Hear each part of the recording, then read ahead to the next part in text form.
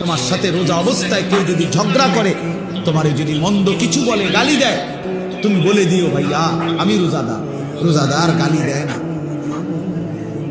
রোজাদার ঝগড়া করে না ভাইয়া, রোজাদার নাফরমানি করে না। ফালিয়াকুল ইন্নী ইমরুউন সাইম।